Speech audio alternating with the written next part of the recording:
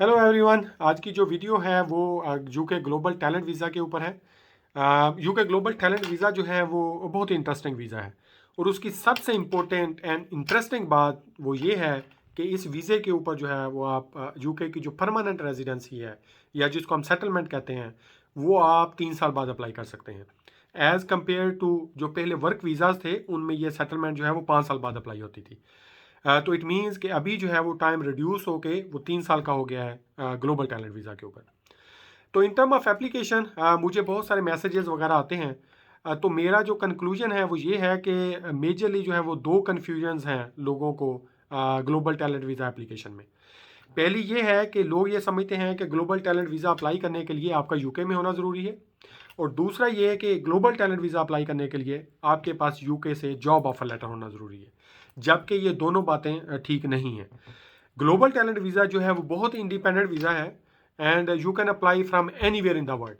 तो global talent visa के लिए आपका ना तो यूके में होना ज़रूरी है और ना ही आपके पास जॉब ऑफर लेटर होना ज़रूरी है। आप कहीं से भी किसी भी वक्त ग्लोबल टैलेंट वीज़ा अप्लाई कर सकते हैं। तो इसका जो प्रोसेस है वो 2 स्टेप प्रोसेस है। जो पहला स्टेप है उसमें आपने इंडोर्समेंट लेटर लेना होता है from appropriate endorsing bodies. For example मैं इंजीनियर हूँ, तो जब मैंने अप्लाई किया था तो मैंने इंडोर्समेंट लेटर जो है वो रॉयल अकेडमी ऑफ इंजीनियरिंग से लिया था। तो इसी तरह से बहुत सारी जो इंडोर्सिंग बॉडीज़ हैं उनकी लिस्ट ग्लोबल टैलेंट वीज़ा की जो वेबसाइट है गवर्नमेंट की उसके ऊपर अवेलेबल है। तो जब आप अप्लाई करते हैं तो आप सेलेक्ट करते हैं वहाँ से appropriate endorsing bodies according to your profession to get the endorsement letter। तो उसकी एप्लीकेशन भी बड़ी सिंपल है। आपको कोई भी एडिशनल या कोई स्पेसिफिक डॉक्यूमेंट नहीं चाहिए इसके एप्लीकेशन के लिए। आपने जस्ट एक स्टेटमेंट लिखनी है 2 से 3 पेजेस की, जिसमें आपने डिमॉन्स्ट्रेट करना है कि आपकी जो एक्सपर्टीज़ हैं वो किस तरह से जो यूके की नेट 2030 या नेट 2050 पॉलिसीज़ हैं उसमें किस तरह से कंट्रीब्यूट कर सकती हैं। इन अदर वर्ड आप यूके के लिए कैसे बेनिफिशियल हैं। उसके साथ आपने 2 इंडोर्समेंट लेटर लेने हैं किसी भी जो आपके फील्ड से रिलेटेड लोग हैं जो यूके में जॉब कर रहे हैं उनसे आपने वो इंडोर्समेंट लेटर लेने हैं एंड दैट्स इट। तो बेसिकली तो वो आपकी स्टेटमेंट है plus these 2 letters and the usual document like passport etcetera. तो आपने वो इंडोर्समेंट लेटर के लिए जो है वो अप्लाई कर देना है। तो बेसिकली यही इंपॉर्टेंट स्टेज है और इसी पे आपको थोड़ा सा काम करना है। चूँकि जब ये इंडोर्समेंट आपकी जो है सक्सेसफुल हो जाती है तो definitely you will get the visa. आपका वीज़ा रिजेक्ट नहीं हो सकता। तो basically to make it strong case आपने वो जो स्टेटमेंट है उसको नाइसली जो है वो ड्राफ्ट करना है ताकि आप अपनी स्किल्स जो हैं वो डिमॉन्स्ट्रेट कर सकें।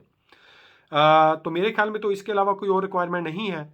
तो जैसे ही आपके पास इंडोर्समेंट आती है तो you can apply straight for this global talent visa, जो कि आपके पास जो है वो 90 डेज़ का टाइम होता है to enter into UK and to collect the BRP जो कि बायोमेट्रिक रेजिडेंस परमिट है टू स्टे इन यूके। तो बड़ा सिंपल प्रोसेस है। तो जो इसका जो एप्लीकेशन लिंक है वो मैं बेसिकली नीचे कमेंट में शेयर कर दूंगा और अगर आपको कोई भी आपका क्वेश्चन हो तो आप वहाँ पे पूछ सकते हैं कमेंट बॉक्स में और मैं अकॉर्डिंगली वहाँ पे आंसर भी कर दूंगा।